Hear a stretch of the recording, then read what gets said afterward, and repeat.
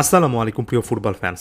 আপনারা নিশ্চয়ই আমার সিচুয়েশনটা জানেন, চাইলেও প্রত্যেকটা টপিক কভার করা সম্ভব হচ্ছে না। এমন সময়ে সর্বশেষ ভিডিওগুলোতে আপনারা আসলে কি দেখতে যাচ্ছেন, কি সম্পর্কে শুনতে যাচ্ছেন, সেটাতে ফোকাস করার চেষ্টা করছি এবং সেটার প্রেক্ষিতেই লিওনেল মেসি প্রসঙ্গে আজকে আলোচনা করব। কারণ লিও মেসির সামনে আরও একটা ক্লাব সিজন এবং লিওনেল মেসির সামনে আরও একটা বিশ্বকাপ, এটা নিয়ে আপনাদের অনেকের প্রশ্ন আছে কমেন্টে, যেটা দেখতে পারলাম।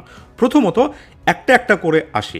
লিওনেল মেসি আর্জেন্টিনার জন্য আরও একটা বিশ্বকাপের আগে নিজেকে প্রস্তুত করছেন, এটা মোটামুটি গিভেন। হাবিয়ার মাসচেরানো কিন্তু সাম্প্রতিক সময় একটা প্রশ্নের জবাবে বলেছেন, যখন তাকে প্রশ্ন করা হয়েছিল যে লিওনেল মেসি বিশ্বকাপ খেলছেন কিনা, তখন তিনি বলেছেন এক কথায় হোয়াই নট, অর্থাৎ কেন খেলবেন না।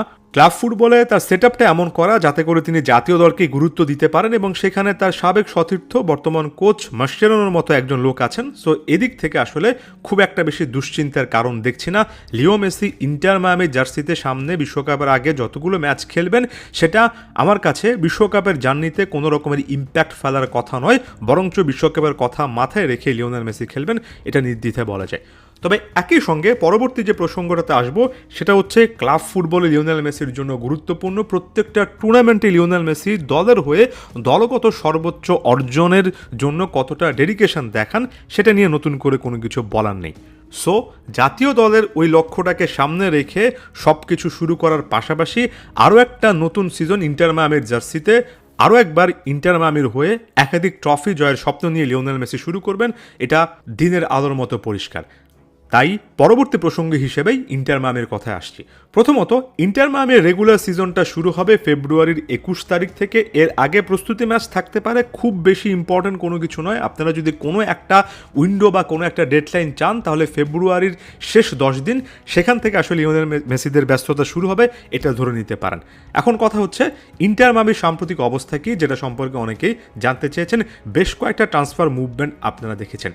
এটা শুরুতে আমি একটা রেফারেন্স হিসেবে guardian.com-এর একটা রিপোর্টের কথা মেনশন করতে চাই, যেটা পড়ছিলাম এবং যেটা সারসংক্ষেপ অনেকটা এমন। MLS-এর সিস্টেমটাই এমন, এখানে কোনো একটা দল যখন অনেক ভালো খেলে এবং তারা যখন ট্রফি জেতে, যেমনটা ইন্টার মায়ামি সিজনটা শেষ করেছিল, MLS কাপ জয়ের মাধ্যমে সর্বোচ্চ ট্রফি যুক্তরাষ্ট্রের এই অংশের ফুটবলে, তারপরে ওই সেট আপটার কারণে চাইলেও দলগুলো তাদের শক্তিমত্তা অনেক সময় ঠিক রাখতে পারে না। গার্ডিয়ানের এই রিপোর্টটা দাবি করছে, সাধারণত একটা দল MLS কাপের মতো একটা ট্রফি জয়ের পরে যে জিনিসটা হয়, যে সকল প্লেয়াররা ভালো খেললেন তারা তাদের স্যালারিতে একটা ইনক্রিজ চান, তারা ক্লাব কর্তৃপক্ষের কাছে এসে দাবি করেন তাদের স্যালারিটা বাড়াতে হবে এবং সব মিলে খরচটা অনেকটুকু বেড়ে যায়। এবং এটা প্রথাগতভাবে এর আগে নাকি অনেকবারই দেখা গিয়েছে যে একটা দল চ্যাম্পিয়ন হওয়ার পরে সেই দলের সেট আপটা তারা কন্টিনিউ করতে পারেনি, দলটাকে শক্তিশালী বা আগের মতো রাখতে পারেনি, বরং কিছু কিছু ক্ষেত্রে তর্ক সাপেক্ষে বলা যায় যে দলের শক্তিমত্তা কমেছে, অন্য একটা দল পরবর্তী সিজনে এসে চ্যাম্পিয়ন হয়েছে। এবং এটা নাকি পরোক্ষভাবে MLS কর্তৃপক্ষ সাপোর্ট করে, কারণ তারা চায় না যে MLS-এ কোনো একটা দল ফুলে ফেপে এতটাই বড় হয়ে উঠুক যে দিন শেষে একটা প্রতিযোগিতা অল্প কয়েকটা দলের মধ্যে সীমাবদ্ধ থাকুক। তাই আপনারা যদি MLS-এর ট্রফিগুলো দেখেন, যে কোনো কম্পিটিশন দেখেন, দেখবেন যে এক এক সিজনে এক এক দল চ্যাম্পিয়ন হচ্ছে। অবশ্যই বড় বড় দল আছে, তবে অন্যান্য দলেরও কাছাকাছি রকমের সুযোগ কিংবা কম্পারেটিভলি বেশি সুযোগ থাকছে অন্যান্য দেশের তুলনায়।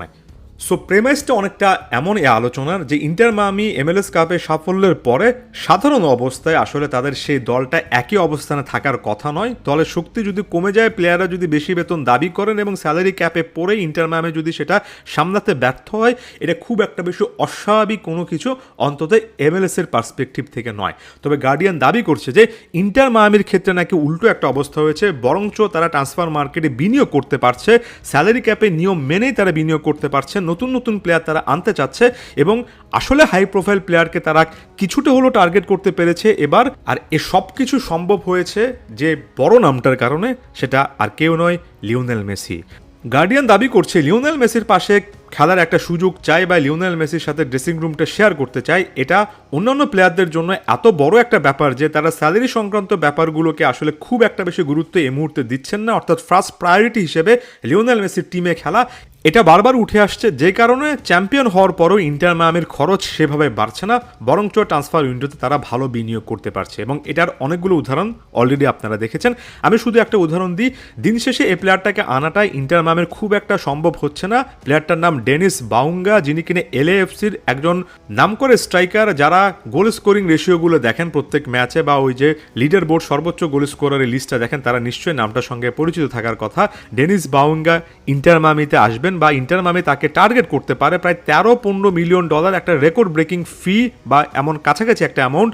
এটা নিয়ে আলোচনা চলছিল এবং ইন্টার মায়ামি নাকি একটা বিট করেছে, অর্থাৎ তারা কেনার আগ্রহ প্রকাশ করেছে, তাদের কাছে সেই অ্যামাউন্ট বা কাছাকাছি অ্যামাউন্ট আছে, সেটা অন্তত তারা বলতে পেরেছে। যদিও যে মুহূর্তে ভিডিও রেকর্ড করছে ডেনিস বাউঙ্গের আসার খুব একটা বেশি সম্ভাবনা নেই, তবে ইন্টার মায়ামি যে একটা বিট রাখতে পেরেছে, এই পরিমাণ অর্থের যোগান ইন্টার মায়ামির কাছে আছে, এটা প্রমাণ করে যে আসলেই গার্ডিয়ান যে কথাগুলো বলছে সেটা সত্য।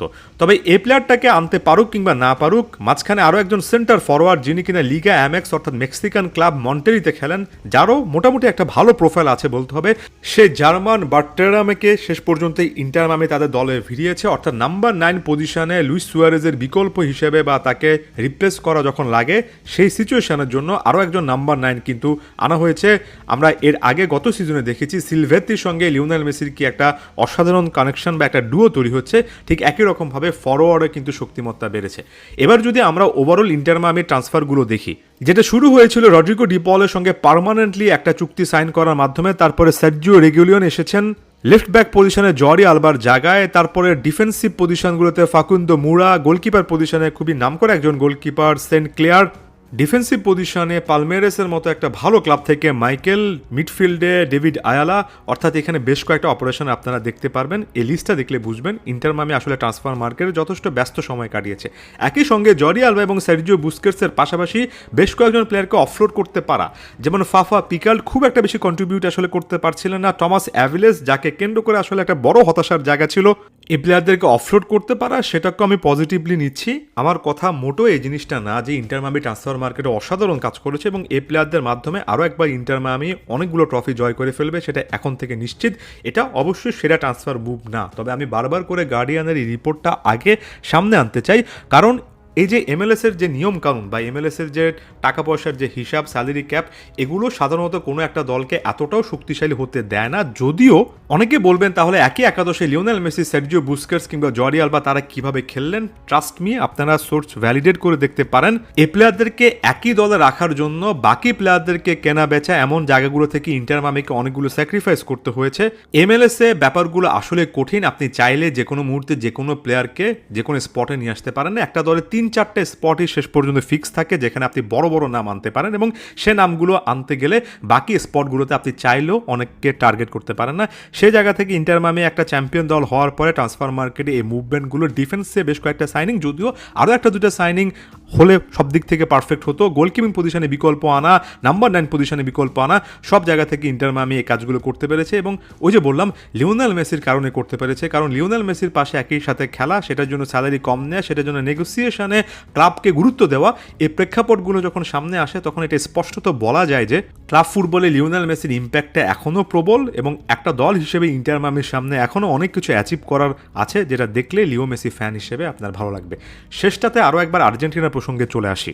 22 বিশ্বকাপের আগে পরে এমনকি 22 বিশ্বকাপের সময়টাতে লিওনেল মেসি বেশ কয়েকটা ইনজুরি সংক্রান্ত ইস্যুতে বা ডিসকমফোর্ট বলা উচিত, সেগুলো নিয়ে ভুগছিলেন এবং ফিটনেস নিয়ে এর আগে অনেকটুকু কাজ করার চেষ্টা করছিলেন। লিও মেসির জন্য যে কোনো একটা সিজন শুরু হওয়ার আগে আমি এর আগে অন্তত শতবার বলেছি এই প্ল্যাটফর্মে যে ফিটনেস নিয়ে কাজ করা, একেবারে পূর্ণাঙ্গ বেস্ট পসিবল সিনারিও ক্রিয়েট করা, এটা খুবই ইম্পর্ট্যান্ট। তাই ক্লাব ফুটবলের এই ম্যাচগুলো ফিটনেস ধরে রাখা, নিজেকে বিশ্বকাপের জন্য প্রস্তুত করা এবং সব মিলিয়ে ইনজুরি মুক্ত থাকার একটা লড়াই হবে। লিও মেসির জন্য প্রি সিজনটা আসলে কতটা গুরুত্বপূর্ণ নতুন করে আরও একবার মনে করিয়ে দিতে চাই। একই সঙ্গে বলতে চাই যারা জাতীয় দলে লিওনেল মেসির আরও একটা দুর্দান্ত টুর্নামেন্ট দেখতে চাচ্ছেন, তাদের জন্য ক্লাব ফুটবলে এভাবে প্রস্তুত থাকা, ভালো একটা দল তৈরি করে ভালো একটা দলের সাথে খেলা, খুব একটা বেশি হতাশ না হওয়া, আত্মবিশ্বাস ধরে রাখা, এই মাইনর ডিটেলগুলো অনেক ইম্পর্ট্যান্ট। তাই আর্জেন্টিনার জার্সিতে যখনই লিওনেল মেসির আরও একটা বিশ্বকাপ প্ল্যানের কথা আসবে, তখন ইন্টার মায়ামির নামটাও আসবে, তখন সে ম্যাচগুলো আসবে যেমনটা 2022 বিশ্বকাপের আগে প্যারিস সেন্ট জার্মের একটা ইম্প্যাক্ট ছিল। এটা নিয়ে আমরা খুব বেশি আলোচনা করিনি, হয়তো পিএসজি যে জায়গাতে আমাদের দেশের ফ্যানদের মনের মধ্যে আছে সে জায়গা থেকে প্যারিস সেন্ট জার্মের সম্পর্কে এত কথা বলা যায় না। তবে এটা আমি নিশ্চিত করে বলতে পারি, প্যারিস সেন্ট জার্মেতে একেবারে বৈরী একটা পরিবেশে লিওনেল মেসির খেলা, নতুন একটা ক্লাবে মানিয়ে নেওয়া এবং একই সঙ্গে ফিজিক্যাল সেই চ্যালেঞ্জটাও নেওয়া ফ্রেঞ্চ ডিফেন্ডারদের বিরুদ্ধে, এটা লিওনেল মেসির জাতীয় দলের ক্যারিয়ারে একটা পজিটিভ ইম্প্যাক্ট রেখেছে। ঠিক একই রকমের একটা ইম্প্যাক্ট ইন্টার মায়ামিও রাখবে, এই জিনিসটা আশা করছি। তাই ইন্টার মায়ামির জার্সিতে বিশ্বকাপের আগ মুহূর্ত পর্যন্ত ম্যাচগুলো আসলে অন্যরকম একটা গুরুত্ব বহন করে, সেটা আরও একবার বলে গেলাম। ধন্যবাদ সবাইকে।